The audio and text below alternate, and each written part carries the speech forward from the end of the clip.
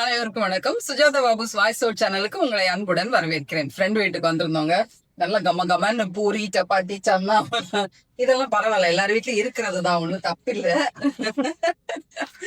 பூரி சன்னாலாம் கமன்னு பண்ணிட்டு இருந்தாங்க. 2 பூரி ஆச்சுங்க. அப்புறம் பார்த்தா கேஸ் டக்குன்னு நின்றுடுச்சு. சரி சிலிண்டர் மாத்தி கொடுக்கலாம் அப்படின்னு சொல்லிட்டு நானும் பாபு சாரும் வந்து நானும் என்னோட கணவரும் வந்து சிலிண்டர் மாத்தலாம் சொல்லிட்டு இதை வந்து மாத்தணுங்க. மாத்தும் போது பார்த்தா புது சிலிண்டர்ல இருந்து கேஸ் பயங்கர சவுண்டு, இந்த ஸ்மெல்லோட சவுண்டோட வந்து ஆரம்பிச்சோன்னா ரொம்ப டென்ஷன் ஆயிட்டாங்க விஜி மேடம். அதுக்கு ரொம்ப சிம்பிளானது, யாருமே டென்ஷன் ஆக வேண்டாம், நம்மளே அதை வந்து சரி பண்ணிடலாம். இது எப்படி மாத்துறதுன்னு நான் சொல்லித்தரேன் வாங்க.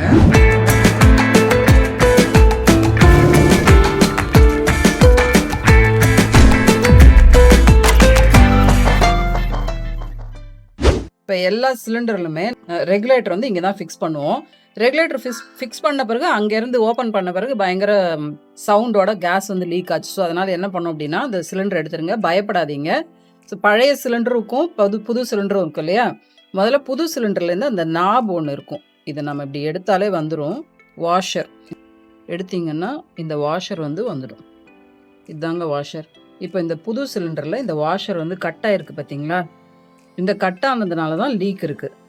ஸோ இந்த புது சிலிண்டர்லேருந்து இந்த வாஷரை எடுத்துட்டு பழைய சிலிண்டர் இருக்கிற இதே மாதிரி வாஷர் எடுத்து நம்ம ஃபிக்ஸ் பண்ணிட்டோன்னு வைங்க, அவ்வளோதான், வேலை முடிஞ்சது. அந்த சவுண்டும் வராது. புது சிலிண்டரில் வாஷர் போட்டு இப்போ அது ஒர்க் ஆகிட்டு இருக்கு, அதனால வந்து அதை காட்ட முடியல.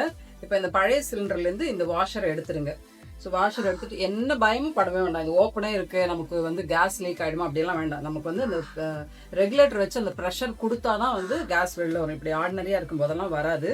திருப்பி வந்து அந்த புது சிலிண்டர் பழைய சிலிண்டர்லேருந்து வாஷர் எடுத்துட்டு புது சிலிண்டருக்கு மாட்டிடுங்க. எப்படி மாட்டணும்னா இப்படி மடிச்சிடுங்க. மடிச்சுட்டு உள்ளே வச்சுருங்க, அவ்வளோதாங்க. வச்சுட்டு ஒரு பென்சிலோ இல்லை ஏதோ வச்சு உள்ளே பண்ணிட்டீங்கன்னா போயிடும், அவ்வளோதான்.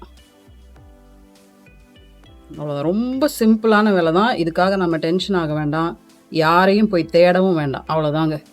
இப்படி மாட்டிட்டோம் அப்படின்னா புது சிலிண்டரில் நம்ம ரெகுலேட்டர் போட்டாச்சு அப்படின்னா அந்த கேஸ் லீக் இருக்கவே இருக்காது. ரொம்பவே யூஸ்ஃபுல்லான டிப்பு. இப்போ நம்ம எமர்ஜென்சிக்கு நம்ம பக்கத்தில் யாராவது இருந்தாங்கன்னா ஓகே, அப்படி இல்லைன்னா நாமளே இதை வந்து சரி பண்ணலாம். ஸோ எந்த பயமுமே இல்லாமல் இந்த சிலிண்டர்லேருந்து வாஷரை எடுத்துட்டு புது சிலிண்டர்லேருந்து அந்த பிஞ்சு போன வாஷரை எடுத்துட்டு பழைய சிலிண்டர்லேருந்து அந்த வாஷரை மாற்றிடுங்க. இப்போ இது நம்ம ஓகேவாக தான் பண்ணியிருக்கோமா அப்படின்னு தெரியறதுக்காக கொஞ்சோண்டு கையில் தண்ணி எடுத்துக்கோங்க. தண்ணி எடுத்துட்டு இதில் ஊற்றுனீங்க அப்படின்னா பபுள்ஸ் வராமல் இருந்தது அப்படின்னா கேஸ் லீக் இல்லைன்னு அர்த்தம்.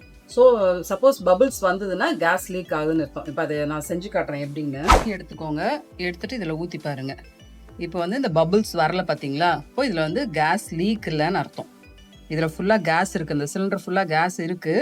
ஸோ பபுள் வராமல் இருந்தது அப்படின்னா இது லீக் இல்லைன்னு அர்த்தம். சப்போஸ் பபுள் வந்ததுன்னா கேஸ் லீக்குன்னு அர்த்தம். அதனால் திருப்பி இதெல்லாம் எடுத்துட்டு தண்ணி கொஞ்சம் இருந்தாலும் பிரச்சனை இல்லை.